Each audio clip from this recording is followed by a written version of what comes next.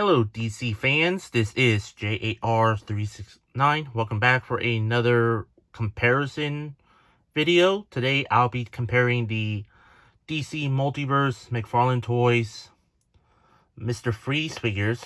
You got the normal comic book version of Mr. Freeze and I'm trying to look at the Knighting the Frozen comic version of Mr. Freeze. And both are obviously made by McFarlane Toys. So anyway, take a look at the packaging, starting off with the DC Multiverse version. You can see the packaging, just the usual DC Multiverse packaging. You can see the window exposing the figure and the accessories. You get a DC Multiverse logo. You get his name on the side, Mr. Freeze, Victor Fries, or Freeze. Yeah, Victor Freeze. Which is quite interesting that his name is there, instead of like what type of comic, what type of Mr. Freeze he's from. On the other side, his name there. On the back here, there's the image of the character, which is his outfit is a bit different from the packaging, from the actual figure, because he's from New 52, but I'm not sure which version of Mr. Freeze he's from. So I would just say it's a normal, classic-looking Freeze.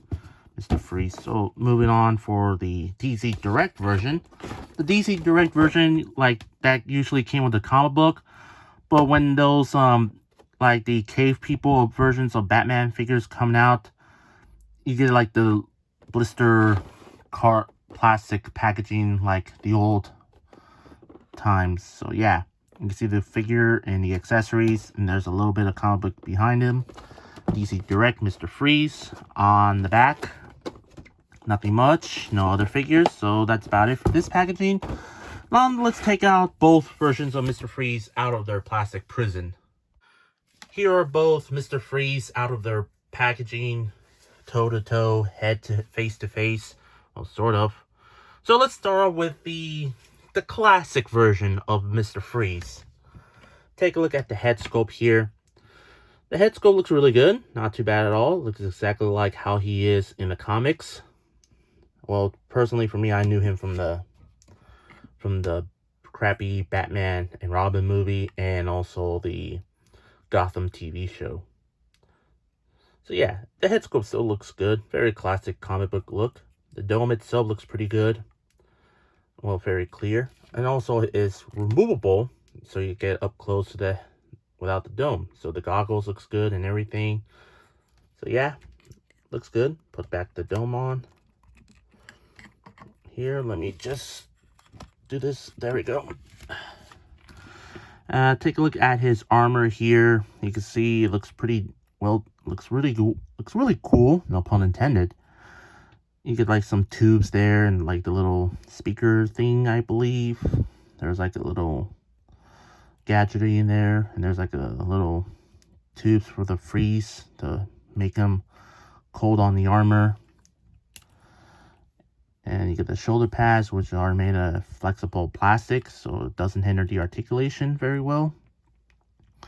And also you get the hands here. You can see like one hand, the right hand is for the trigger finger hand, while the other hand is just a normal looking gripping hand, like doing dramatic pose like this. So yeah, nothing much on the legs, just more details and everything. The knee, you can see there's some knee pads there.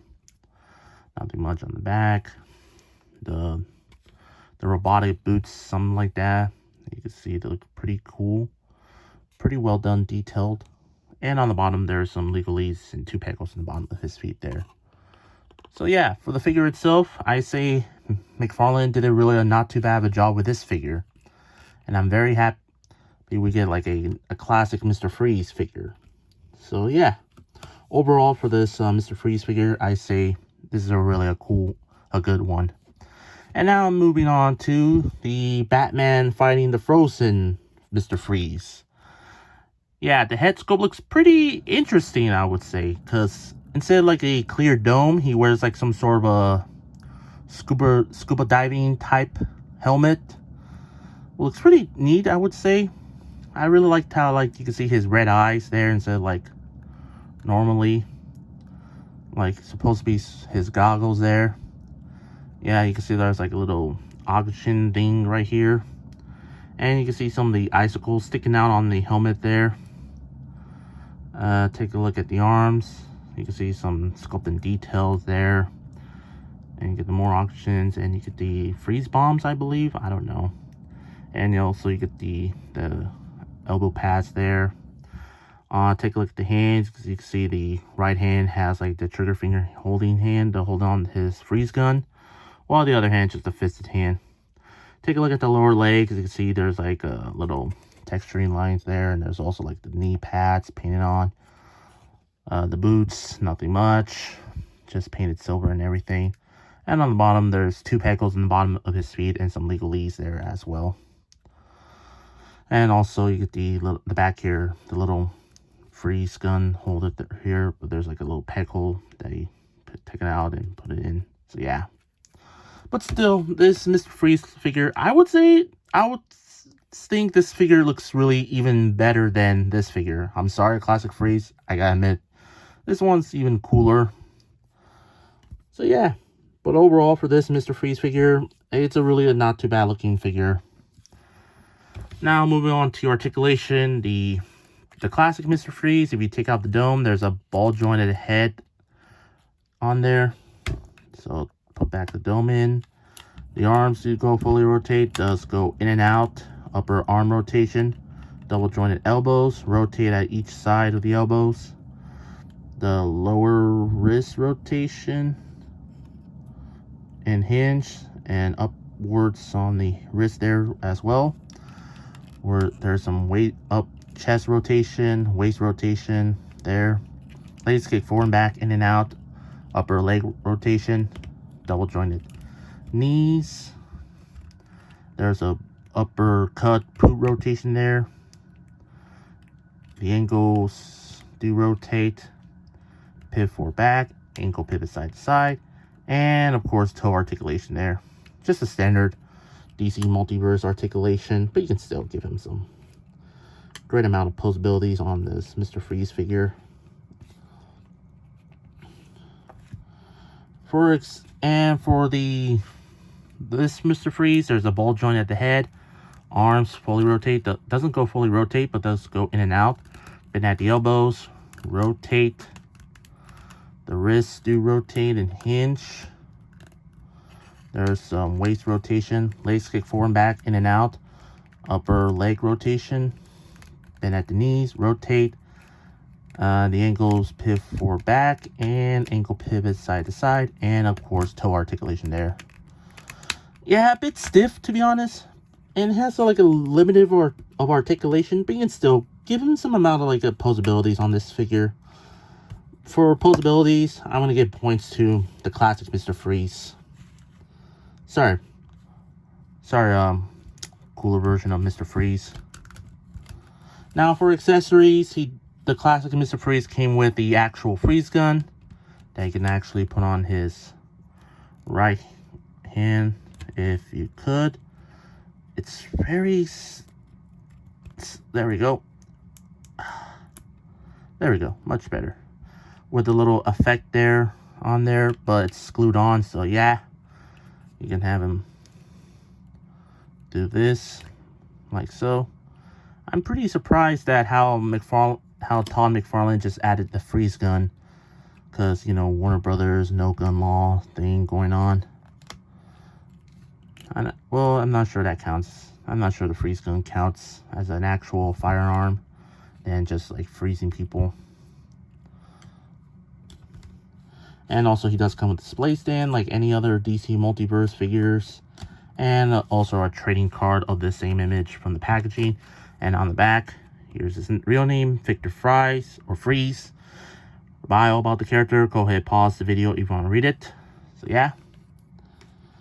For the DC Direct version, he does come with like the removable freeze gun that you can put on his hand and put on the back there, like I showed you. And the display stand that he's on, and of course a trading card of the image of the character on the back, Mr. Freeze. And here's a bio about the character from the comic. Go ahead, pause the video if you want to read it. And of course, speaking of the comics, he does come with a comic book. So yeah, looks pretty neat. I might read it sometime. So yeah, overall for the figures itself, which figure's the best?